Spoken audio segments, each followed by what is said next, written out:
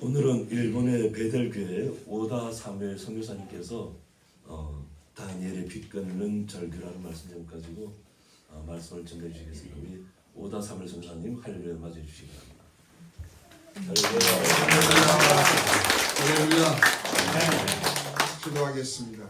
거룩하신 아버지 하나님, 우리 주님의 은혜와 사랑을 진심으로 감사합니다. 주님이 영광을 받으시고 찬양을 받으시고 우리 헌신과 우리의 희생과 우리의 수고를 받으시고 하나님이 저희들을 구속하신 그 크신 은혜를 감사하면 우리의 모든 것들을 드리고 드려도 부족한 줄로 압니다. 우리의 살아가는 삶의 순간순간마다 주의 영광을 나타내는 귀하고 복된 삶이 되어지도록 도와주시기를 원합니다. 우리 고양이 교회를 사랑하시고 이렇게 인근 각처에 흩어져 있는 주의 성도들을 보내시고 함께 예배하게 하시고 함께 주의 이름을 이제 높이며 찬양할 수 있도록 도와주신 것 감사합니다. 주님의 능력의 역사, 권능의 역사, 성령의 역사가 우리 사랑하는 주의 성도들이 성전을 드나들며 하나님의 만져주시고 축복하시고 치료하시고 역사하시고 지키시고 보호하시고 모든 손길이 이르는 모든 것들마다 하나님이 잘되게 하시는 역사가 있도록 도와주심을 감사합니다. 주님들 붙드시기를 원합니다. 오늘 주의 말씀을 또 함께 나누며 증거하며 말씀을 받게 사오니 성령님 지혜와 지식과 능력을 도와시고 우리 함께 주의 은혜를 받으며 주 앞에 사는 자로 충성되이 하나님이 오시는 날까지 믿음으로 나아갈 수 있도록 도와주시기를 원합니다. 예수님의 이름으로 기도하옵나이다. 아멘. 할렐루야. 아멘. 이렇게 오늘 처음으로 우리 고양이 교회를 왔는데 제가 오늘 다니엘서의 그 말씀 물론 중간에 잠깐만 말씀하고 일본에 대한 이야기를 아무래도 또 성경 보고 좀 하셔야 좋을 것 같은 생각이 들었습니다. 그러니까 성결교 중심보다도 성경 보고 해서 잠깐 말씀을 함께 나누도록 그렇게 하겠습니다. 우리가 다니엘 하면은 기억나는 게 그가 참 유다의 기공자요 유다의 왕족 가운데 한 사람이었습니다. 느부갓네살이 들어와서 이제 그들을 지배하고 정복해서 유다 가운데 기족의 아이들을 데리고 이렇게 가게 되었습니다. 그런데 그가 거기에서도 기도하며 간구하고 이스라엘의 회복을 위해서 간구했던 것들이 참으로 많았습니다. 그래서 그가 오늘 본문 가운데 보더라도 그가 흔히 참으로 간구하지 아니하고 기도하지 않는 마치 꿈과 지혜와 이상을 푸는 자로 이렇게 이해할 수 있지만은 그 과정 가운데 그는 하나님을 향한 뜨거운 마음과 뜨거운 헌신과 뜨거운 기도를 항상 드려왔다라고 하는 것을 우리가 성경을 통해서 이제 볼 수가 있습니다. 우리가 이제 16, 19절만 봉독을 했습니다만 그가 3절에 보게 되면 내가 금식하며 베옷을 입고 죄를 무릅쓰고 주 하나님께 기도하며 간구하기를 결심하고 이제 내 하나님 여호와께 기도하며 자복하여 이르기를 크시고 두려워할 주 하나님 주를 사랑하고 주의 계명을 지키는 자를 위하여 언약을 지키시고 그에게 인자를 베푸시는 자시여 우리는 이미 범죄하여 패역하며 행하가며 반역하며 주의 법도와 규례를 떠났습니다. 그러니까 다니엘은 자기 민족의 모든 하나님을 향한 범죄와 잘못된 것들, 강포하고 패악하며 주의 말씀을 불순종하며 반역했던 것들을 민족을 물론 대신해서라도 하나님께 회개의 기도를 올려드리는 것을 우리가 볼 수가 있습니다. 그런데 하나님께서 귀하게 보시는 분들을 보실 때 물론 국가와 민족을 위한 이런 기도를 드리는 분들이 신약 성경에 가서는 하나님이 나다나엘이라고 하는 사람을 이렇게 또 칭하면서 그가 참 이스라엘 사람이다 이런 이야기를 주신 적이 있습니다. 그렇게 나다나엘이 예수님께서 그에게 가셔서 이렇게 말씀하셨을 때 그가 어찌 나를 아십니까? 라고 물었어. 너가 무화과 나무 아래서 내가 기도하고 있는 것을 보았느니라. 그런데 사실은 나다나엘은 아무도 알지 못하여 누가 보지 아니해도 누가 알지 아니해도 누가 그를 보지 않는 그 가장 이제 조용한 시간 누가 알아주지 않는 시간 누가 아무도 보지 않는 그러한 시간에 가서 이스라엘의 회복과 그들의 민족의 죄를 회개하며 이스라엘의 회복과 부흥을 위해서 기도하고 있었다라고 합니다. 그런데 이게 그의 삶 가운데 늘 있어 왔던 일이었습니다. 그러니까 하나님이 예수님이 가셔서 그를 보시고 이렇게 이야기를 하신 것입니다. 내가 너 무화과 나무 아래에서 기도하는 걸 다 보았느니라. 그때 나가 말이 깜짝 놀라다. 어찌 아십니까? 라는 거예요.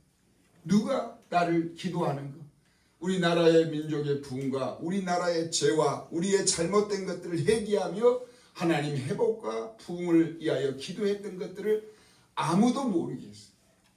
우리의 신앙과 좀 이렇게 돌이켜보면 다른 모습도 보이긴 하잖아요. 예, 다른 모습도 보입니다. 그게 뭐 특별한 건 아닙니다만 우리가 하나님이 하시는 거, 하나님이 아시는 거, 하나님이 우리의 중심을 아시고 하나님이 보시는 걸로 만족하는 거, 하나님이 나를 알아주시는 걸로 만족하는 사람.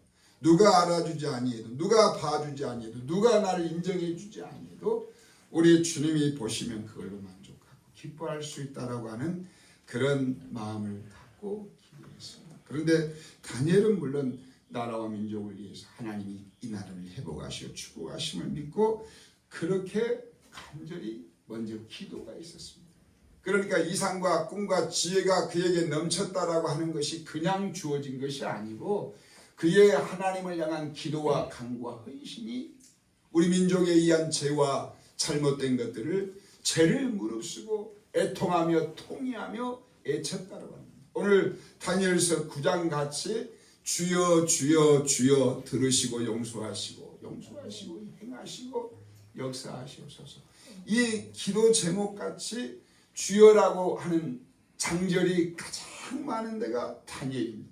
성경 66권 어디를 보아도 다니엘의 간구와 같은 기도의 내용이 나온 적이 없습니다. 물론 요나가 고기 뱃속에서 하나님께 잘못된 것들을 회개하며 하나님의 은혜를 구하며 나를 다시 하나님이 살려주시며 하나님의 말씀을 따라 내가 니느웨로 가서 복음을 처해쳐 그들로 하여금 주께로 돌아오게 하는. 그러나 그는 사실 돌아오게 하는 게 목적이 아니었고 그들이 망했으면 좋겠다라고 하지 않았습니다. 그러니까 이스라엘 니느웨 회개하는 걸 보고 분노하고 속상해하고 저들이 우리를 고통을 주고 아픔을 주고 미워하고 우리를 쳐들어오고 항상 괴로움을 주는 저 민족이 망해야 되는데 그들이 회개하고 애통하고 하나님의 인자와 자비와 긍휼하심으로 하나님이 용서하고 축복하시고 그들이 하나님이 회복시켜주는 걸 보고는 분개가 일어났잖아요. 우리가 그냥 일본 하면은 그런 마음이 많이 듭니다. 우리나라를 1910년도 한일합방하고 우리를 36년간 다스리고 있을 때 그 아픔들이 우리 민족의 마음속에 지금도 앙금으로 남아있어요. 그래서 우리가 일본 하면 늘 말하기를 가깝고 먼 나라, 멀면서 가까운 거리적으로 얼마나 가까운지 모릅니다. 예를 들어 비행기 타면 부산의 바다로 딱 들어가면 현해탄을 건너는데 비행기가 딱 몇 분 걸리냐면 여러분 저는 시간 매번 재봐요. 딱 16분이면 지나가거든요. 딱 배로 지나가면 16분이면 현해탄을 건너서 바로 일본 땅에 딱 들어가고. 그러니까 부산 땅하고 일본 땅의 거리가 비행기 거리로 16분입니다. 더 나아가서 후쿠오카에서 시모노세키 배를 타고 부산에 들어올 때 말입니다. 한 100km, 230km 멀리는 200km 약간 넘습니다. 그런데 100km를 배가 와가지고 바다 가운데서 날씨가 좋은 날. 흔히 부산에서 대마도가 40km인데 보인다 그러잖아요. 40km가 보이는 게 아닙니다. 이 수평선으로 바라봤을 때 100km 와서 그 배가 100km가 앞에 있는 부산 땅이 보입니다. 그러니까 배를 타고 페리를 타고 일본에서 출발해서 한국에서 출발해서 딱 바다 중간 정도 갔을 때 날씨 좋은 날 보면 뒤를 돌아보면 일본 땅이 보이고 앞을 바라보면 왼쪽으로는 대마도가 보이고 앞을 바라보면 부산이 보이고 그렇게 지척인 나라입니다. 그런데 또 마음으로는 그렇게 먼 나라입니다. 우리 앙금이 있어 그렇습니다. 근데 나이 드신 분들은 되게 이렇게 좀 안 좋아하시더라고요. 예, 안 좋아하시고 마음에 이 상처가 우리 앙금이 우리를 고통을 주고 아픔을 주고 수탈해 가고 또 우리의 이제 민족의 진용과 진경으로 엄청난 이런 고역과 고난과 아픔을 주었기 때문에 지금도 그게 남아있는데 또 그들은 다스렸던 그런 기억들을 가지고 우리 한국 시민 해가지고 3등 시민 해가지고 우리를 지배하고 정복했던 그런 앙금이 있습니다만, 그래서 많은 분들이 이렇게 일본에 대해서 좋은 감정을 갖고 있지 못하더라고요. 목사님들도 많이 그렇게 생각을 하고 계시더라고요. 그런데 제가 간혹 지방에서 제가 이제 사역으로는 최초의 80년도 후반 89년도에 제가 교토에 있는 교토 구조에 있는 교회 담임 목사로 이렇게 제가 이임으로 청빙받아 갔습니다. 그때 제 나이가 28입니다. 28에 담임 목사 청빙받아서 딱 교토에서 약 2년 가까이 한 40여 명 성도를 데리고 함께 예배를 드리고 이제 또 청년들을 데리고 경도 시내, 경도는 일본의 불교 진자가 아주 이렇게 아주 번화합니다. 그러니까 어디를 가도 진자와 절이 이렇게 만연되어 있는 도시인데, 청년들을 데리고 경도의 각 요소마다 그런 지역들을 가서 복음을 전하고 외치고, 근데 제가 28에 이렇게 청빙받아 그 지역에 갈 수 있었던 아마 원인이, 제가 예수님을 영접하고 이렇게 이제 바로 고등학교를 나오고 일반 대학을 1년 다니고 바로 그만두고 신학을, 지금으로 말하면 방배동, 지금 천안 백석대학교 방배동이라는 데 여러분 잘 모르실 수 있지만은 그 전에 사무동, 사무 아파트 앞에, 그러니까 그 한국의 국립묘지 있는 그쪽에 조그만하게 있었습니다. 그 학교를 갔었는데, 그때부터 시작해서 학교를 가기 이전부터 예수님을 영접하고 고등학교 때부터 그냥 전도인의 활동을 했다. 그래서 제가 서울에서 전도인의 장소로서는 저에 있어서 그 영등포 시립병원, 대림동의 한림 성모병원, 그 성심병원, 그 대학병원입니다. 이 두 병원, 그 영등포 시립병원은 이렇게 가족이 없는 무위탁 환자들이 참 많은 병원입니다. 그걸 한 주에 한 번, 두 번, 그리고 이제 해운본부 교도소, 감호소라고 부릅니다. 아직 교도소로 이감되기 전에는 감호소로 가는데 군부대, 그리고 나가서 이제 전철 버스, 그때 전철 1호선만 있었습니다. 서울에 전철, 또 그런 또 학교 오고 가며 버스에서 또 노방 사람이 많이 오가는 길목에 서서 이렇게 전도하며 외치는 그런 전도인의 삶을 살았다. 근데 이 전도인의 삶을 살게 된 동기가 제가 좀 이유가 있었습니다. 좀 표현하자면 좀 오랜 세월에 대한 이야기지만, 저희 지금 어르신들은 다 아실 겁니다. 옛날에는 각 집마다 뭐 도시라도 똑같았습니다. 보일러가 들어오기 전에 그때 연탄불을 많이 뗐어요. 서울도 그리고 어느 도시라도 이 연탄가스가 많이 들어옵니다. 그런데 저희 밑에 여동생이 하나 있는데 새벽 한 5시, 4시 50분경에 아이가 연탄가스를 이렇게 흡입하고 마셔서 일어났는데 얘가 죽어가고 있는, 이 눈이 돌아가고 완전히 등으로 해서 완전히 이렇게 그 경기가 일어나는데, 경기하다가 이렇게 쭉 이렇게 온몸이 굳어지면서 이렇게 좀 편히 그러네요. 이렇게 축 늘어지더라고요. 그 하나님 앞에 제가 붙들고 간절히 기도했어요. 간절히 기도하는데 그때 주의 음성이, 저의 입으로는 간구하고 마음은 기도하고 있는데 저의 속 사람인 우리 영혼, 우리 육체, 혼, 우리 영혼이 그 그릇으로 우리 영혼이 담겨 있는 덜어있는데, 주의 음성이 들리기를 그렇게 말씀을 하시더라고요. 너 나이에서 뭘 했는데 이를 살려달라고 하느냐, 꼭 이렇게 말씀을 하셔요. 너는 나이에서 무엇을 했는데 애를 살려달라고 하느냐. 근데 제가 그때 당시 저희가 늘 살아왔던 하루의 일과가 전도하고 예치고 버스, 전철, 병원, 감호소, 그게 저의 일상이었고 삶이었던 것입니다. 그러면 주님 앞에 주여 제가 전도하는 장면 너무 보시지 않았습니까? 주님, 제가 학교를 오고 가며 버스에서 전도하며 가는 걸 보지 않았습니까? 제가 1호선 전철에서 늘 전도하는 걸 보시지 않았습니까? 제가 감호소에 가며 무위탁 환자를 위해서 가서 엎드려 기도하며 그들을 붙들고 닦아주던 모습을 기억하지 않으십니까? 라고 아마 이렇게 말씀을 드릴 수도 있었을 텐데, 현실이 그렇게 살아왔으니까요. 예수님 영접하고 다. 그런데 그 말씀은 하나도 주님께 드리지를 못하고 저의 속사람의 영혼의 저의 진정한 고백이었나 봐요. 주님께 이렇게 고백을 드렸습니다. 주님, 제가 한 게 아무것도 없습니다. 아무것도 없습니다. 지금 제가 돌아봐도 말입니다.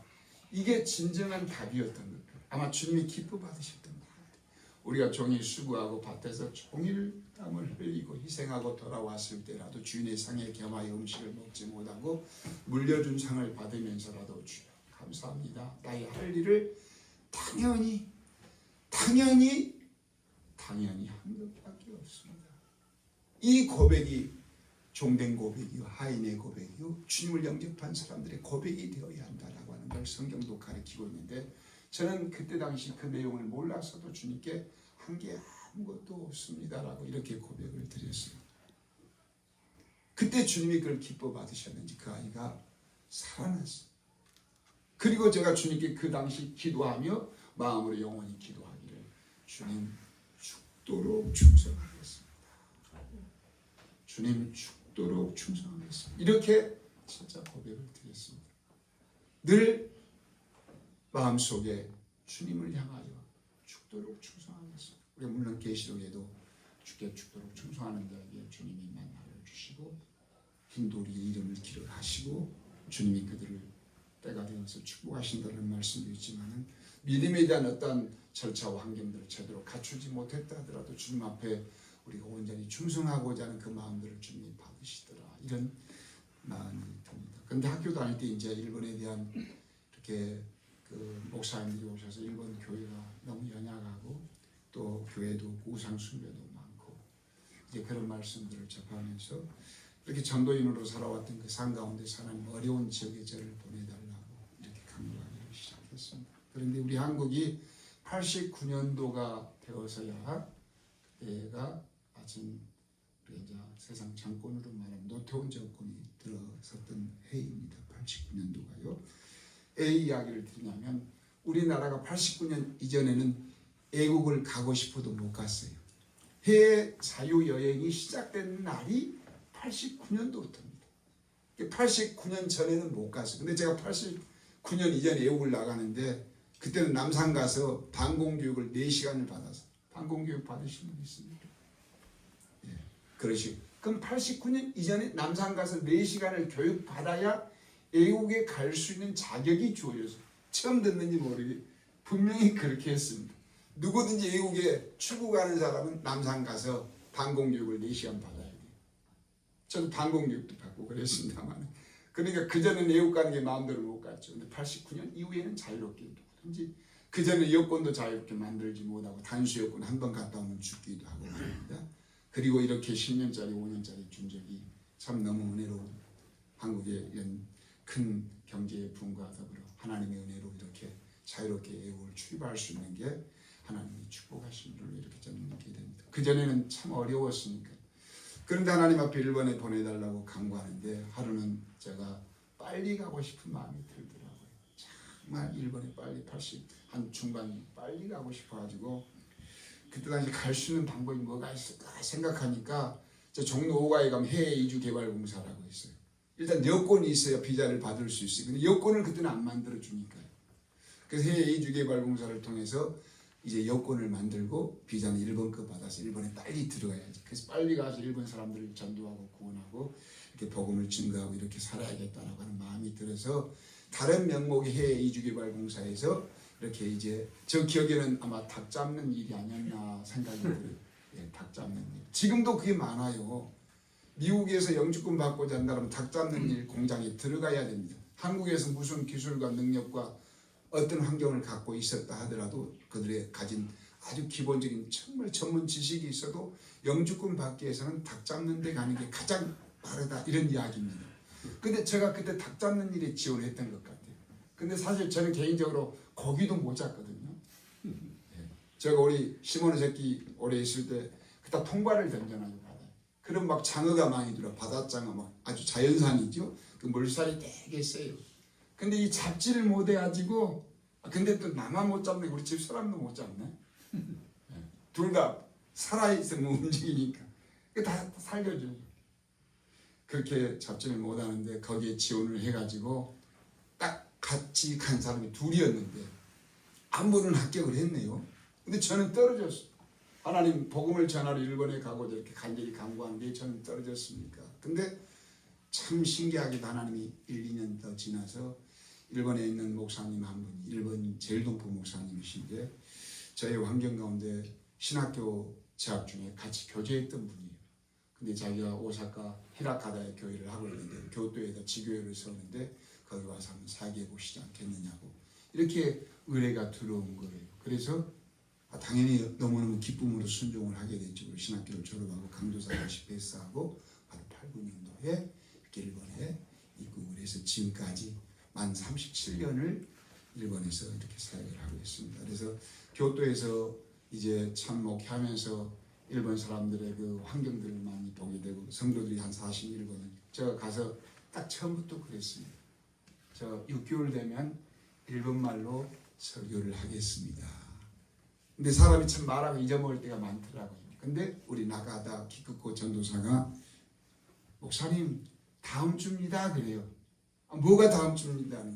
목사님 처음 오셨을 때 6개월 되면 일본말로 설교하신다고 하지 않았느냐고 딱 그걸 상기시키도록 말하는데 말하고 잊어먹으면 참 그거 좀 안 좋지만은 진짜 잊어먹었어요. 근데 그때부터 이제 설교를 좀 쓰고요. 원고를 작성하고 이렇게 이제 일본어 설교를 시작하게 되었습니다. 그래서 목적 자체가 일본인 중심으로 이렇게 전도 활동을 하고 또 설교 활동을 하고 그래서 일본어 설교도 딱 6개월 때부터 이렇게 하게 되었습니다. 그 전에 통역에서 받았고요. 그러나 그 후로 이제 제가 2년하고 동경에 가서 한 25년을 개척해서 목회를 했는데 이제 사실 일본 가면 이렇게 예배당 한다는 건물을 주지를 않습니다. 일본 이렇게 교회를 다니다 보면은 교회가 보이지가 않아요. 많이 대부분 보이지 않습니다. 십자가가 보이지 않고요. 제가 우리 일본 성도들 데리고 한국에 방문했을 때 그들이 가장 놀라는 것은 십자가 숫자를 보면 공항에 도착해서 서울 시내로 들어가는 그 길목에 십자가가 많은 걸 보고 십자가 수를 세니라고 정신이 없어요. 그리고 그 자체에 감동을 받고 눈물을 흘리고 하나님의 사랑을 느끼는 걸 제가 정말 많이 봤습니다. 근데 우리의 입장은 좀 반면으로 바라볼 때 건물마다 건물 옆동에 예배당이 있을 때 여기 예배당 이게 감동으로 주어지는 마음보다는 너무 예배당이 많다. 이렇게 예배당이 가깝게 있냐. 이렇게 너무 이렇게 모여있지. 이런 마음을 이제 가질 수도 있고 또 가진 적도 있을 수도 있습니다. 그런데 또 그쪽 사람들은 예배당이 없는 데서 오다 보니까 예배당 십자가를 보지 못한 데서 오다 보니까 정말로 그게 감동이 돼가지고 눈물을 펑펑 쏟아요. 하나님의 사랑을 느끼고 하나님의 은혜를 느끼고 그런 과정 속에 제가 교토에 있는 처음에 동경 가기 전에 교토에 이제 저희 예배당에 교토 지역에 나가다 쯔네오라고 하는 그 흔히 말하는 깡패 오야붕, 야쿠자 오야붕이 제 예배당에 나왔습니다. 근데 근본은 제주도 사람. 일본서도 좀 날고 기고 또 갬부라는 빠찡코라는 게 있잖아요. 예, 빠찡코라는 게 노름하는 장소인데 이렇게 돈 놓고 돈을 먹는 장소인데 기계로 하는 거잖아요. 근데 이제 그런 운영하는 분들도 다 한국 분들이 이 나가야마 쯔네오도 한국 제주도 분인데 항상 주일 예배당을 왔어요. 예배당을 왔는데 이렇게 예배당 올 때 벤츠를 타고 오잖아요. 그 한 36, 7년 벤츠를 타고 오면은 꼬봉들이 문 열어주고 예, 우산 받쳐주고 다 이래. 제가 그 집에 토요일 날마다 예배를 갔어요. 딱 집에 들어가면 집에 진짜 그 일본의 야쿠자 집 있잖아요. 가운데 이게 우리로 말하면 거실이 아주 길게 있고 거실 가운데 테이블이 있고 좌우측에 골동품들이 있고 입구에 딱 들어가면 요로이가 있어요. 양쪽에 두 개. 요로이라는 게 일본의 갑옷. 이렇게 장수들이 전장시에 입을 수 있는 갑옷들이 이렇게 머리 투구로부터 시작해서 딱 이렇게 갑옷이 양쪽에 이렇게 배치가 되어 있습니다. 그리고 꼬봉들이 줄줄이 있고 제가 토요일 날마다 그 집으로 예배를 갔는데 뒤에를 생각해 보니까 참 하나님이 사람을 부르시는 게 신기한 것 같아요. 부르시는 게 신기하고 그 가운데 한 명이 시마무라 가츠노리라고 하는 젊은 형제가 있었어요. 근데 그 친구가 따라왔는데 둘이가 또 따라왔어요.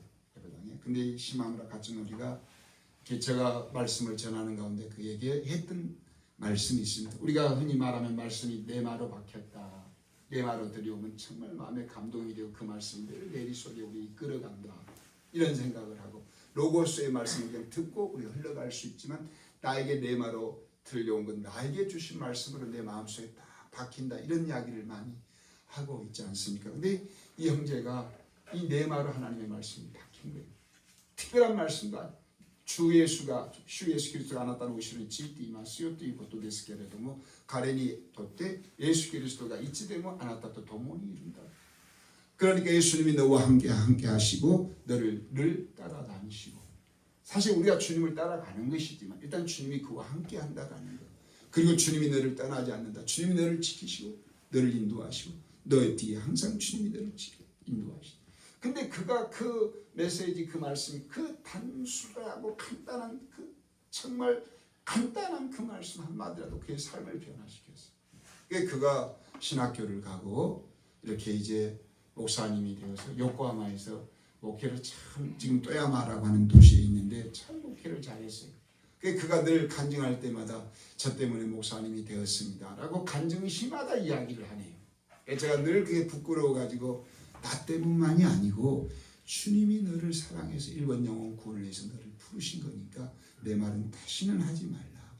진짜 제가 이렇게 이야기를 드립니다. 그러니까 적지 않게 하나님께 감사한 게, 걔도 노는 아이, 야쿠자 아이를 전도해서 예수님을 영접하고 회개하고 신학을 가고 목사님이 되고, 이런 경험을 하면서 참 하나님 앞에 감사도 드린 적이 지금도 물론 두껍게 갖고 있습니다. 지금도 물론 야마구치 갱의 목사 협의회 우리 목사님들이 많은데 거기에 나카야마 그 마쪼 요한이라고 하는 목사, 여러분 유튜브 보면 그 이번에 오륜교회 그 젊은 유튜브 애들이 일본에 이번 금년 2월 달에 와서 저를 막 촬영한다 그래요.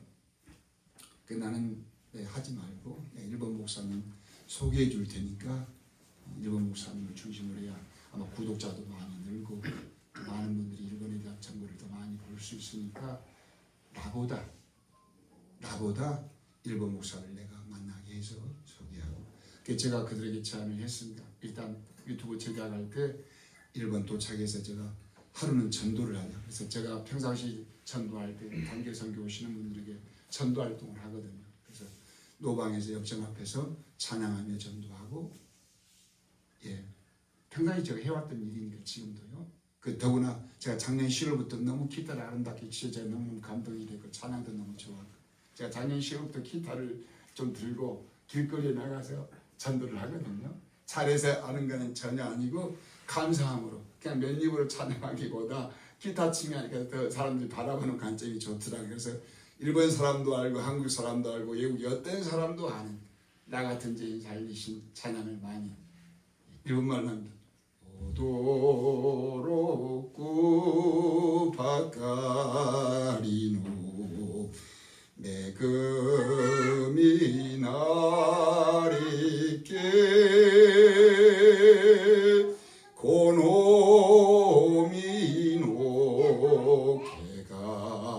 개가레오 시레루아레니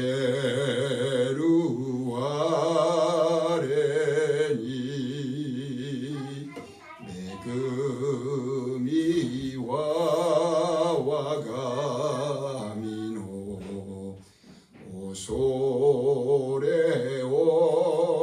게시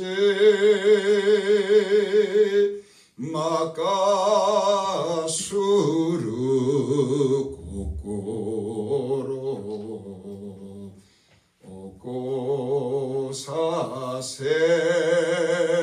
오고사세다리 기깽오모 사키 이게 2절 3절 4절 있습니다만, 근데 이제 그 찬양은 믿지 않는 사람도 다 알아요. 이게 국제적인 세계적인 노래입니다. 참 믿지 않는 사람들도 마음이 한번 돌이켜보게 되는, 찬양도 못하는데 기타도 못하는데 그래도 메시지 전하는 하나의 그냥 이렇게 기타 치고 그냥 찬양하고 메시지 전하. 근데 그 유튜버들 와서 기타 치는 형제가 있더라고. 기타 치게 하고 저도 가끔 이렇게 이제 하고, 그러니까 저는 찍지 말라. 근데 어마어마하게 구독자가 많이 늘었어요. 그리고 축구전도를 데려갔습니다. 아파트 축구전도 데려가서 이렇게 노크하고 교회에서 왔다 인사하고 이렇게 하도록. 근데 그들이 목사님 저희들 그냥 일본 말이 어려우니까 제가 보통 이렇게 자료를 준비해서 주기도 합니다. 내용 간단한 전도 메시지 이렇게 그 왔던 동기들 간단하게 주기도 하는데, 이렇게 그냥 노크하고 아파트 현관문 붙들고 기도하고 이렇게 하겠습니다. 그리고 전도지를 집어넣겠습니다. 물론 그 모든 장비, 모든 준비는 제가 다 평상시 하는 일이니까 준비되어 있고 가지고 있고요. 그래서 그렇게 해서 이제 마치 유튜브 촬영이 목적같이 돼 좀 마음이 좀 약간 씁쓸하긴 하는데 그래도 이왕 온 거니까 또 일본에 대한 많은 우리 한국 젊은이들이 동경, 전도에 대한 그런 꿈을 가질 수 있도록 그래서 그런 제작식이라도 그렇게 해서 노방에서 하고 아파트 축구전도 가고 그리고 일본 기독교 500년 역사. 여러분 우리 한국 교회가 말입니다. 일본 교회 도움을 많이 받았습니다. 전혀 여러분 일본은 도움이 어렵고 정말 복음이 완전 미개척지 같이 정말 벌모지고 어려운 나라를 이렇게 인식하시죠. 이 다 보통적인 인식입니다. 근데 우리 한국 교회가 일본 교회로부터 많이 도움을 받았다. 이런 말은 처음 들어보실 거예요. 제가 그 내용 간단하게 말씀드릴게요. 여러분 CBS 방송에 이수정 씨 다큐멘터리 본 적이 있으면 1시간 10분 정도 방영합니다. 한 7년 됐습니다. 이 다큐에 보게 되는 말입니다. 한국 교회의 기초, 초석, 디딤돌을 놨던 사람의 이야기가 나옵니다. 이게 한국 교회는 그 사람을 잘 몰라요. 이름이 이수정인데 이가 고종의 밑에 관리로서 글을 쓰는 사람이었습니다. 그런데 그가 명성황후가 여주로 피신할 때 그를 그 마차에 태워서 피신시켜주고 일본인으로부터 그 박해를 받지 않게 그런 공로로 인해서 고종으로부터 그에게 하사가 내려온 게 내가 너에게 뭘 해주면 좋겠냐. 이건 이제 50-50의 이야기입니다. 그 내용은 나오지 않는데 이 환경 가운데 저를 일본에 보내주시면 일본 북해도 농업학과 가서 농업 기술을 배워서 우리 조선의 이 농업 문제, 먹고 사는 문제, 농업의 공무를 개간하고 발전하고 이 농업이 잘 될 수 있도록 저를 농업학교에 보내주시면 좋겠습니다. 그래서 그에게 북해도 보내준 거예요. 근데 북해도에 가가지고 그가 쯔다센이라고 하는 전도자를 만나요.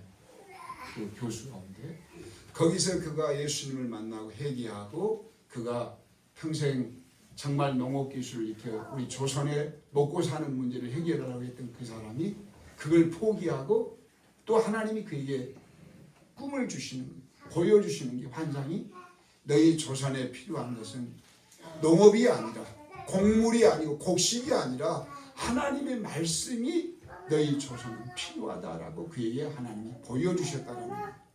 그래서 그가 거기에서 회개하고 기도하고 영어로 중국어로 된 한글 성경을 번역해서 최초에 그가 일본에서 한글 성경을 만들었습니다.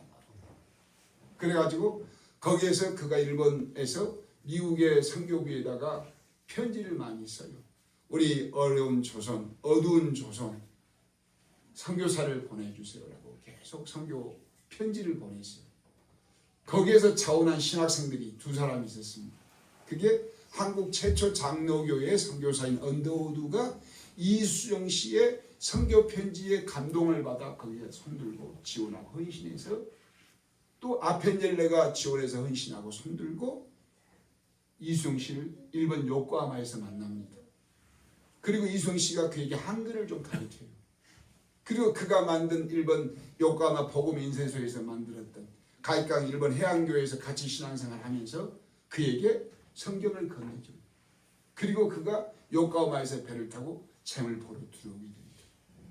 그러니까 그냥 미국서 제물포로 온 게 아니고 그 중간에 일본을 걸쳤고 일본에서 이수정 씨와 한글을 공부하고 이수정 씨가 제작한 성경을 들고 조선의 어두움을 이들을 통해서 우리 조선이 구원받도록 그가 많은 기도로 거기에서 눈물로 헌신했다. 그리고 일본 기독교 단체 모임이 있어요.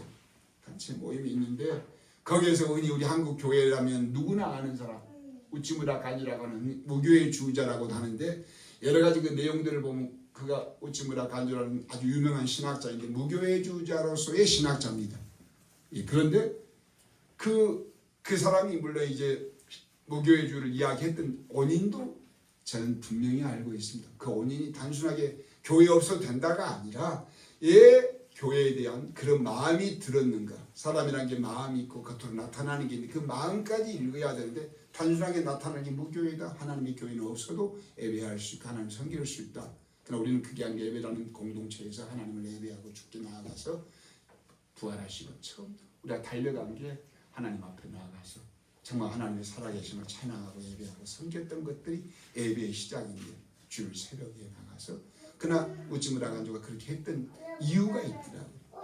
그러니까 미국 유학 시에 미국에서 기독교 국가라고 하는 나라에서 받았던 영향들이 되게 안 좋은 영향들이 컸어요. 아마 미국 가신 분들 수십 년 전에 가신 분들은 많이 보셨을 거예요. 미국 어느 사회를 가더라도 새창살로 다 걸어놨습니다. 자동차도 다 이렇게 새창살로 걸어놨어요. 집들마다 전부 세문이 달려있어요. 기독교 국가라는 나라, 믿음으로 세워진 나라, 하나님을 섬기며 예배하는 나라의 모습이 마치 이건 그런 믿음의 나라, 사랑의 나라, 믿음을 전하는 나라가 아니라 너무나도 답답하게 보이는 거예요. 여러분 많이 가보신 분들 보셨죠? 새창살로 많이 집집마다 자동차마다 전부 그게 미국이었더라.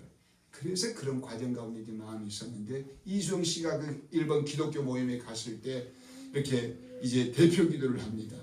근데 대표 기도를 할 때 조선말로 기도를 했어요.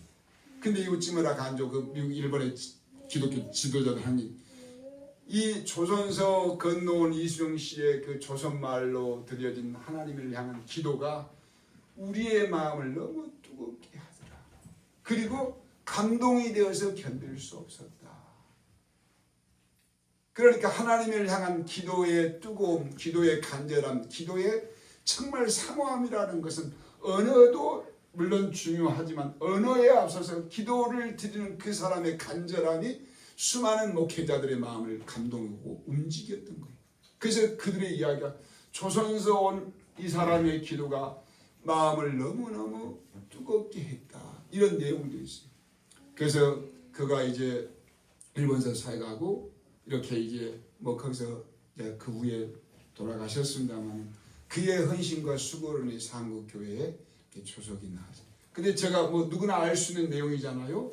예, 누구나 알 수 있는 내용입니다. 근데 이게 내용만 드러난 것이지만은 그 내용 가운데 드러나기 이전에 이제 그 일을 제가 피부로 느꼈던 이제 그냥 단순하게 다큐를 봤다, 너무 은혜로웠다, 너무 좋았다 이렇게 느끼는 것 이전에 그 제작 과정에 좀 제가 하나님 앞에 너무 부끄럽고 그렇지만 아주 적은 일일 수 있지만 그 제작에 제가 관여를 했습니다. 그래서 그 제작을 할 때에 이제 일단 그 PD들이 방송 작가들이 제작하고자 하는 그 모든 기관들을 섭외를 해야 돼요. 먼저 섭외하고 이제 약속하고 이제 그 일을 진행을 해야 되는데 근데 CBS 방송이 그게 되지 않고 제가 그 섭외부터 시작해가지고 또 섭외도 또 이제 통역도 하다못해 이제 운전도 이제 그래서 그 이제 홍재표 PD하고 고석표 종교부장 기독교인입니다. CBS 그들하고 촬영팀하고 그리고 진흥문화사의 박경진 장로라고 지금 회장님이신데 그분이 물러가고 아들 박영호 씨가 회장을 하고 있는데 그 박경진 장로 지금은 카렌다가 많이 이렇게 여러 회사가 들어섰지만 과거에는 진흥문화사가 한국교회 카렌다에 아마 90%는 차지했던 것 같아요. 지금 한 50, 60% 될란가 모르지만 이 박 장로님하고 같이 이제 제가 그분들의 그 제작을 위해서 근데 정말로 감동합니다. 우리 한국교회가 그냥 된 게 아니고 정말 한 사람의 헌신과 눈물과 기도로 조선이 곡식으로 사는 게 아니고 농업으로 사는 게 아니고 하나님의 말씀으로 산다라는 이 한마디 말씀 주님이 그에게 보여주신 그 신앙의 헌신을 통하여 성경이 제작되고 선교사가 들어오고 우리 조선이 하나님 앞에 믿음으로 세워지는 그 초석을 놓는데 이 사람의 역사가 있었다. 거기에 플러스해서 제가 그 일에 조금이라도 관여했다라고 하는 게 너무 은혜가 되고 사역 중에 있었던 일입니다.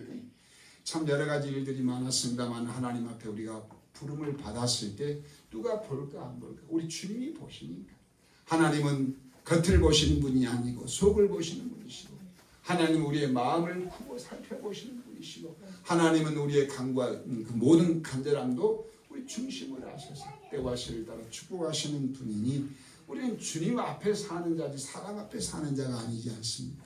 믿음의 역사, 믿음의 경우는 우리 주님이 보시는 거예요. 누가 볼까 안 볼까 오늘 본문 가운데 다시 한번 잠깐 돌아가서 다니엘이 정말로 피 끓는 간절함 올해 주님이 땀방울이 핏방울이 되듯이 기도했다라고 하는데, 기도가 있었기에 지혜가 주어지고 명철이 주어지고 남이 풀지 못하는 꿈과 이상을 볼 수 있었고, 하나님이 그와 함께 교통할 수 있는 그 과정이 주어졌다라고 하는 겁니다. 그냥 되어진 게 아니죠. 그냥 택함 받은 게 아니고 그냥 기공자로서 그의 하나님이 그에게 부어줘서 지혜가 있었다가 아니라 그와 지혜와 그의 능력 모든 것들에 그의 기도로 하나님께 드려졌던 과정을 우리가 생각하지 않을 수가 없다라는, 그 기도로 인하여 그가 유대가 이스라엘이 회복되고 축복받고 하나님 앞에 세워지는 역사가 있었듯이, 오늘 우리 한 사람이 비록 부족하지만 저같이 부족한 사람이 전도인으로 살다가 일본에 28의 목사로 가서 40여 명 성도를 데리고 교토 시내 각 지역마다 복음을 전으로 돌아다니다 동경가사 25년 개척해서 목회를 하다가 야마구치 시모노세키 이제 세 번째 내려와 지금 후쿠오카 사와라쿠에 있습니다만 그 시모노세키가 왔다 갔다 하고 있는데 한 만 37년, 제가 36년 작년에 그런 마음을 가졌습니다. 하나님, 일본에 우리나라가 36년간 통치를 받아 해방을 받았는데 저도 해방받을 때가 되지 않았나요? 사실 해방받고 싶었어요. 왜냐하면 너무 어려움도 많았고요, 너무 힘든 것도 많았고, 처음에는 재정적으로 어렵지 않았습니다. 왜냐하면 사람이 다 받았으니까. 교회에서 그래도 그때는 100만 원씩 사람이 주더라고요. 89년도에. 그리고 아파트 해주고 자동차 해주고 자동차 기름도 마음대로 가솔린 스탄도 가서 마음대로 넣고 이렇게 했으니까 전혀 어렵죠. 근데 동경 가서 개척해서 하는데 월세가 비싸잖아요. 그걸 감당하려고 하니 그때 성교 후원도 협력도 한 군데도 없었으니까. 왜냐하면 사립이 갖고 목회하고 들어갔으니까. 그래서 우리 집 사람하고 둘이서 그냥 세상 말로 말하면 어려운 일 하면서 이렇게 그래도 선교사라고 했을 때 선교 종교 시설을 갖고 운영을 하고 있어야 되거든요. 이제 후진국들 좀 표현하자면 동남아나 이런 좀 어려운 나라들은 그냥 가서 할 수도 있지만, 이게 미국이나 일본 같은 선진국들, 그때 당시는 일본이 훨씬 한국보다 잘 살았어요. 지금은 한국이 훨씬 잘 사는 것 같아요. 훨씬 건물도 크고 또 훨씬 더 깨끗한 것 같기도 하고, 일본도 물론 그렇지만 그러나 환경적으로 볼 때 일본이 참 그때는 안정적이었다. 그래서 한국 분들이 많이 이렇게 흔히 말하면 대가쓰기 또 이것도 돼 이제 돈을 벌려고 오기도 했어요. 그래서 제가 그런 분들을 많이 도와드리기도 했는데, 지금은 그렇게 오라 해도 안 가잖아요. 예. 왜냐하면 임금이 한국이 더 많은데, 일본은 변함없이 똑같은 그 상황을 유지하고 있는데, 한국은 계속 이렇게 발전하면서 이렇게 경제 성장도 하면서 또 임금도 많이 올라가고, 그때는 진짜 한국 분들이 많이 왔습니다. 여자분들도 많이 오고 남자분들, 금세공업자들, 미싱업자들, 이렇게 그 미싱업자는 가방, 지갑, 또 그리고 이제 한국 분들이 와서 그냥 불법 체류하면 좀 그렇지만 그런 경우로 참 많았습니다. 그런 분들을 많이 도와드리고 그랬는데, 일본의 그 환경 가운데 지금도 변화가 없죠. 그러나 교회 자체가 너무 미약합니다. 우상 숭배가 많은데 국가 정규가 진자라고 하는 게 우리 신사라고 말하죠. 우리나라 들어왔을 때 기독교에게도 신사 참배를 요구했습니다. 이건 우상 숭배가 아니고 왕에 대한 존경의 표시로 먼저 절하고 예배 드려라, 이런 단순한 이런 이야기였거든요. 근데 일본의 그 신사는 국가 종교거든요. 그래서 그 천황이 과거 쇼와된, 제가 쇼와 말미에 갔습니다만은 이 쇼와 그 다음에 헤이세이, 그 다음에 지금 레이와인데 이게 아버지 아들 이렇게 이어지잖아요. 근데 이 쇼와 덴노가 1940년 8월 15일 날 이 항복 선언물에 그런 말이 있잖아요. 나는 신이 아니다. 일본 사람들은 천황을 신으로 섬겼던 거예요. 신으로. 일본의 기독교의 박해가 300년을 받았습니다. 300년간 기독교 박해가 있었다고 하는 게 여러분 처음 들어보셨는지 모르겠어요. 일본 기독교 300년간 박해가 있었고요. 우리 초대교회 예수님이 감람산의 하늘에 올라가시고 그 이후로 박해가 시작돼서 우리 그 로마의 흔히 말하면 콘스탄틴 왕이 기독교를 국교로 인정하기 전에, 그게 316년입니까? 그 전까지 약 300년 가까이 기독교 교회가 박해를 받아서 흔히 말하면 카타콤에 들어갔다. 지하 무덤에, 지하 동굴에 거미줄같이 땅굴을 파고 신앙생활하고 자녀를 낳고 믿음을 지키고, 아마 그러한 박해와 순교의 현장이 우리에게도 주어진다고 얼마나 견딜 수 있을는지 모르지만은 300년을 땅굴에서 살았다라는 거. 그리고 그 굴에 들어가면 미로와 같아가지고 길을 잃어버린다고 할 정도로 그게 복잡하다고 하지 않습니까? 그게 300년간 이어졌다.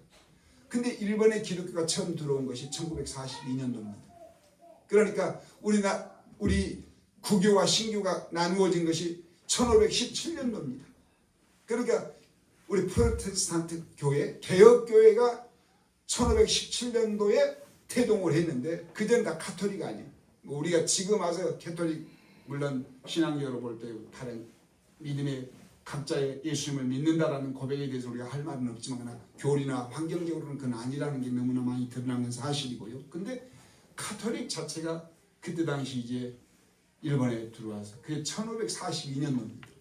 그러니까 지금으로 약 한 15년 정도 받는 약 500년이 들어와서 이제 규슈 쪽에 또 일본 전국적으로 그때 일본 인구가 몇 명이냐면 제가 그건 다 조사를 해봤는데 인구가 1800에서 2000만이 여러 나라로 갈라져 있고 인구가 1800에서 2000만일 때 그때 예수님을 영접한 인구 수가 몇 만이냐면 300만 이상 예수님을 믿었습니다.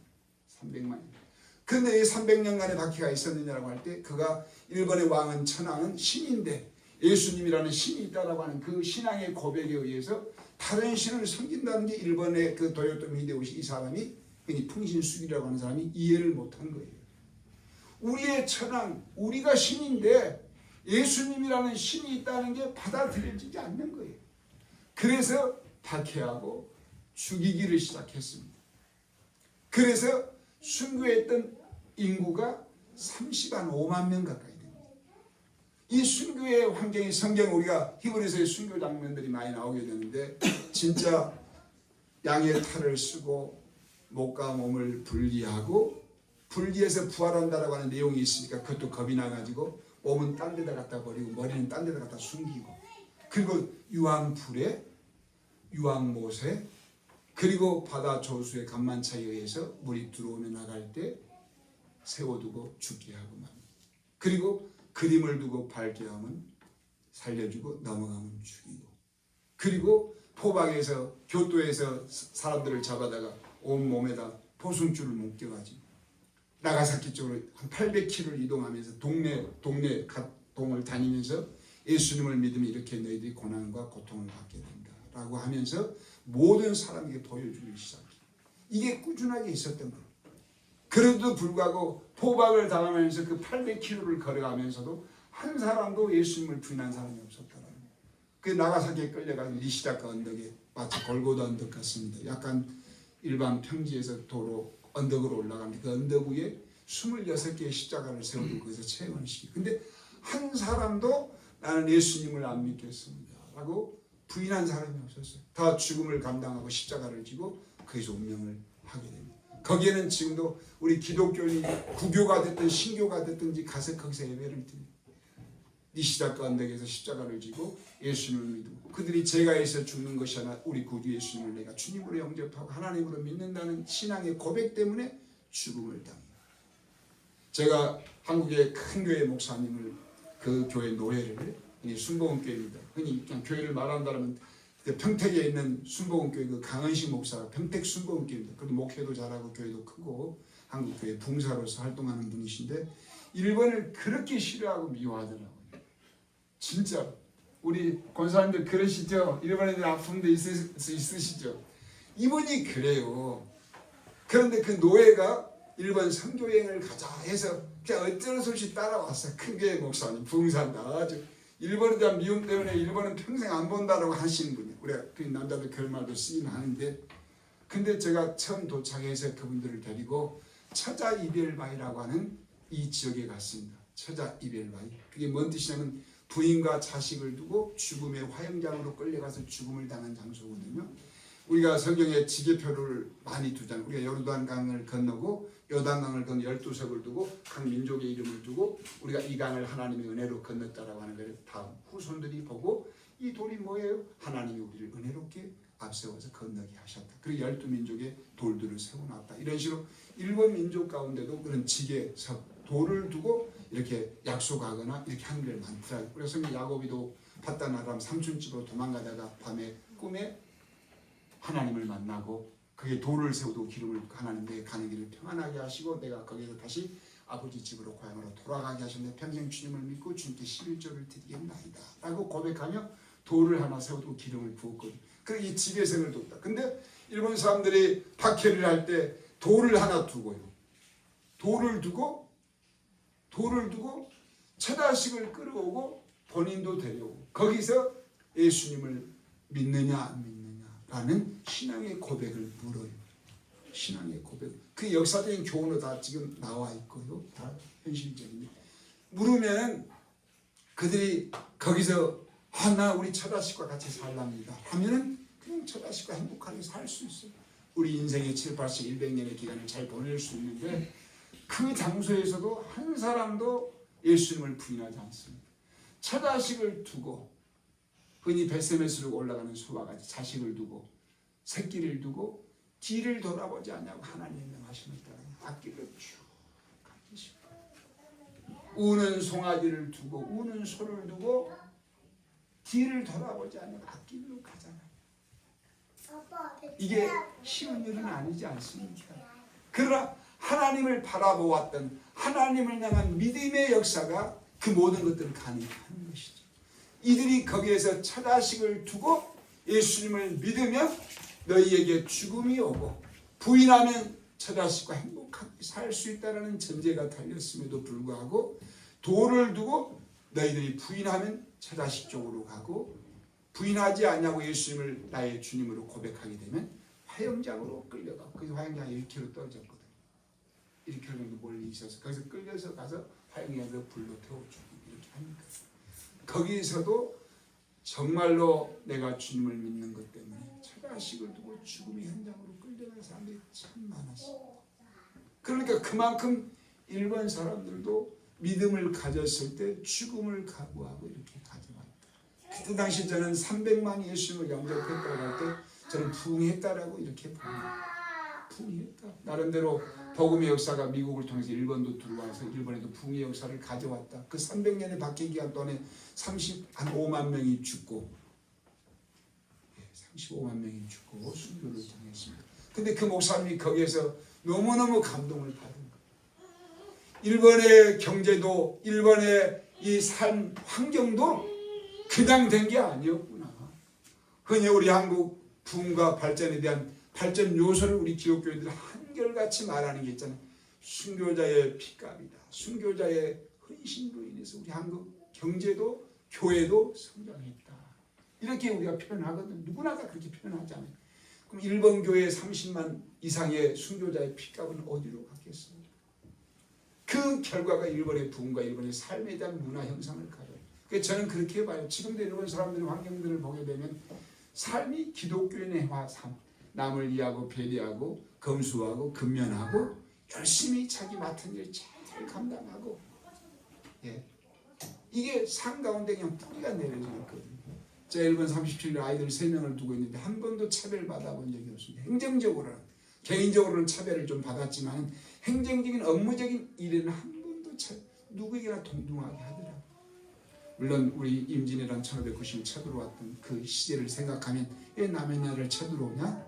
피해를 끼치지 않고 그들의 삶의 문화 가운데 매이하고 갖겠다는 이 개나이 또 그게 삶의 문화가 그 바탕에 있다라고 하는 건데 이게 독일 사람들, 미국 사람들, 뭐 독일이 중심이 되겠지만 피해를 끼치지 않는 것, 타의에게 어떤 어려움을 주지 않는다, 타의가 싫어하는 거 하지 않는다, 먼저 그들에게 묻고 한다.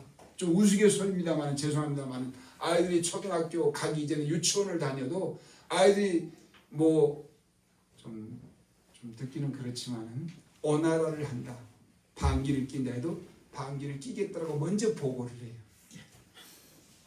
죄송한 이야기. 이게 진짜 있는 이야기입니다. 그리고 끝나면 신뢰했습니다. 신뢰합니다. 신뢰했습니다. 먼저 자기의 환경 상대의 입장을 존중하고 말하고 행한다. 근데 전쟁하고 쳐들어왔잖아요. 대륙에 대한 야용, 그들의 정치적인 풍파를 우리 한반도 팔판삼아 물론 대륙으로 나가려고도 했겠지만 1992년도에 들어왔잖아요. 임진왜란. 그 다음에 1990년 정유재란 이런 다 같은 맥락이 되어 있는데 그때 당시 그들은 예수님 믿는 사람이 참 많아가지고요. 우리가 중세 십자군 전쟁이라는 거 보잖아요. 하나님이 꿈에 나타 십자가를 들고 가면 전쟁에 승리케 한다. 일본 사람들이 임진왜란 때요 십자가 들고 들어왔습니다. 그때 우리 조선은 우상만 숭배한 나라였어요. 예수님 모르던 나라였어요. 예수님이란 전혀 알지도 못한 나라였어요. 근데 그들은 십자가를 들고 조선 침략을 시작했어요. 그 물론 똑똑한 우리 이순신 장군이 맞고 그들을 쳐부서 너무너무 감사한 일이지만 십자가 들고 들어왔어요. 그때 당시 그들이 십자가를 들고 들어와서 이제 지역적인 경제도 이때만큼 하더라도 그때 당시 그들이 이제 도계공을 많이 데려가 그 도자기를 만든 사람들을 많이 데려갔어요. 도자기를 만든 그 제가 교토 지방이나 그 지역들 가면 우리 조선인들이 끌려와가지고 도자기를 굽는 산속에 이 도자기 가마가 참 가마라는 그러니까 아궁이가 참 많아요. 제가 많이 가봤습니다만 그리고 그때 당시 그들을 의해서 전도되어서 일부러 따라간 사람도 있어요. 전도되어가지고 예수님을 믿겠다고 우리 조선 사람이 따라가는 사람도 있어요. 그러니까 일본에 가가지고 또 일본 가서 숭배하는 조선인들이 참 많습니다. 그 현장들이 역사적으로 지금 운전이라고 하는데 나가사키 시마바라 반도에 들어가면 우리 조선인들이 일본에 따라와서 거기서 십자가를 지고 죽고 유황불에 들어가서 죽고 그 조선인들이 예수님을 영접하고 죽은 그 기념 환경들 그때 역사적인 신뢰들이 지금도 남아요. 그러니까 임진왜란이라는 그 대륙 진출을 했던 일본인들 물론 우리가 볼 때 그 있을 수 없는 일이지만 그러나 현실이니까요. 그럼에도 불구하고 그 바탕 속에 믿음의 흐름이 있었다라는 겁니다. 그럼 일본 교회가 지금에 와서 이렇게 약해지고 완전 불모지와 같이 이렇게 전도가 안 되고 참 어렵다. 그 일본에 해자되는 말들이 일본은 전도가 좀 자살되었다 이렇게 표현합니다. 그리고 더 나아가서 선교사들의 무덤이다라고 말합니다. 오랜 역사 가운데 이게 그냥 보편적으로 참 전도 어려운 나라, 전도가 자살된 나라, 그만큼 예수님 영접하기 어려운 나라, 선교사들의 무덤이다. 그 선진국이고 경제가 잘 되니까 바라볼 때 사람들이 저 사람도 잘 살 거야 하지만 현실적으로 볼 때는 우리가 그들보다 못 살거든요. 그를 취하는 게 취할 수도 없거든요. 그럼에도 단 한 가지 가지고 있는 게 예수님을 사랑하고 그들에게 주의 복음을 전해주고자 하는 영혼 구령이란 뜨거운 열정 하나 가지고 그들에게 나아가서 복음을 전하는데 환경은 우리가 그들보다 훨씬 열악합니다. 동남아 쪽은 선교사들이 앞서고 있지만 일본은 잘 사는 나라는 선교사들이 어려워요. 현실적으로 따릅니다. 근데 그렇게 보지를 못하더라고요. 한 번은 선교사 대회 필리핀에서 온 선교사님이 일본에 미국에서 오신 분들은 참 좋겠고요. 환경적으로 너무 이건 사회적인 인프라를 봤을 때 이야기입니다. 그러나 선교사들의 각 개인을 들어갔을 때 너무너무 열악하고 필리핀 선교사님들은 그런 어려움을 모를 거예요. 근데 사회적인 인프라만 보고 야 좋을 거다라고 말하더라고요. 근데 제가 뒤에서 이런 말을 들었습니다. 선교사님 쌀 10kg를 팔아두고 행복해 할 수 있습니까? 이걸 묻고 싶었어요.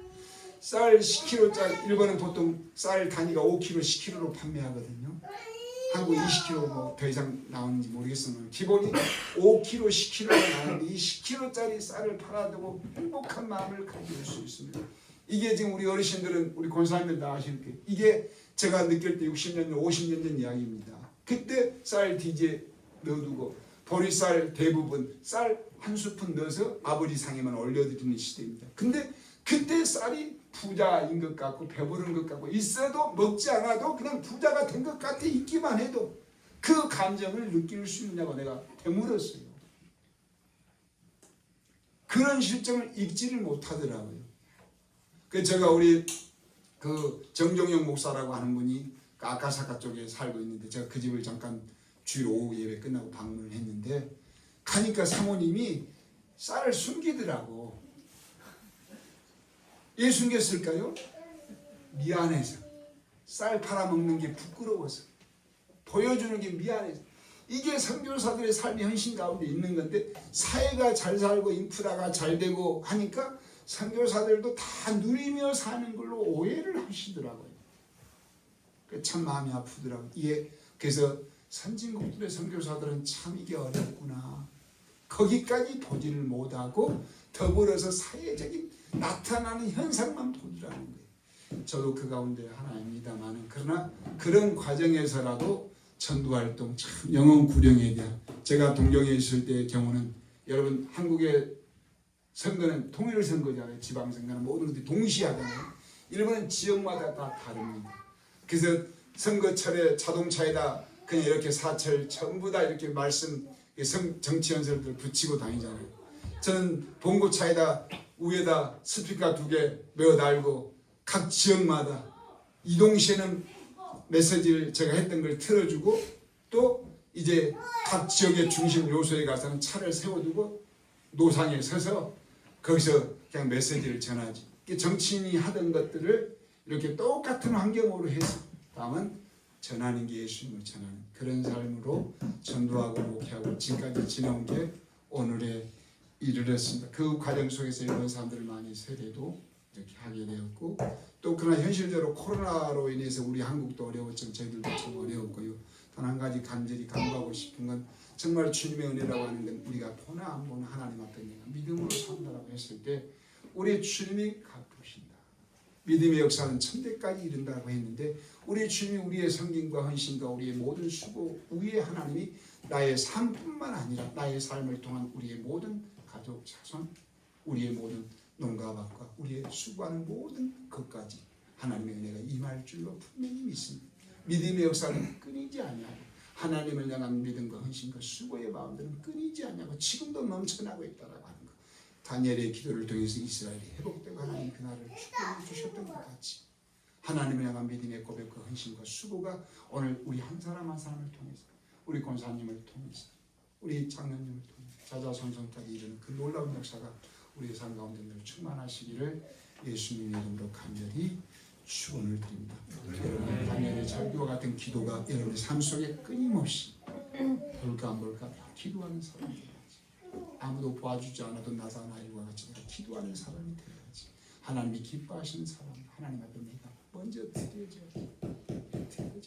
여러분 그렇게 살아가서 하나님께 큰 은혜와 축복을 받는 역사가 있으시기를 예수님의 이름으로 간절히 축원을 드립니다.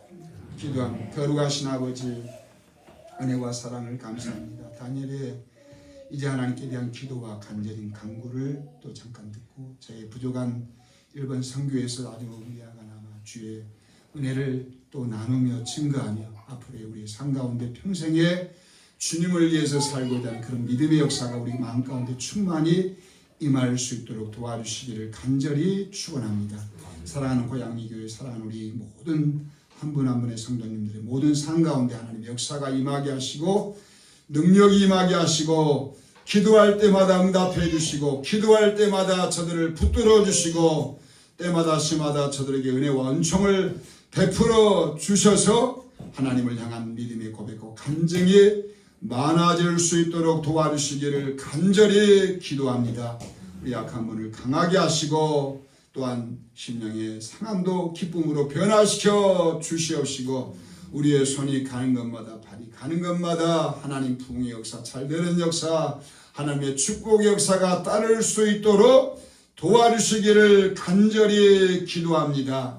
우리 고양이교회 이 지역과 이제 강원도와 한국 세계를 향한 선교의 역사 주의 명하신 땅끝까지 나아가 주의 증인되라고 하신 말씀을 우리 고양이교회가 잘 감당하실 수 있도록 비록 나가지 못하나 보내지 못하나 하나님 뒤에서 기도하며 이렇게 간구함으로 또 보낼 수도 있고 나갈 수 있는 그런 역사가 나타날 수 있도록 은혜를 베풀어 주시기를 간절히 기도합니다. 우리 다님 손 목사님을 붙들어 주시옵시고 건강과 강건함으로 세워주셨사오니 우리 목사님을 통한 귀한 사랑하는 주의 성도들의 영혼과 심령을 향한 또 삶을 향한 기도 간구를 드릴 때마다 주님 들으시고 범사가 다 응답으로 역사되게 하시옵시고 사모님에게 강건함 주시고 건강 주시고 하시는 모든 일들마다 하나님의 은혜와 은총을 도하여 주시기를 간절히 기도를 드립니다.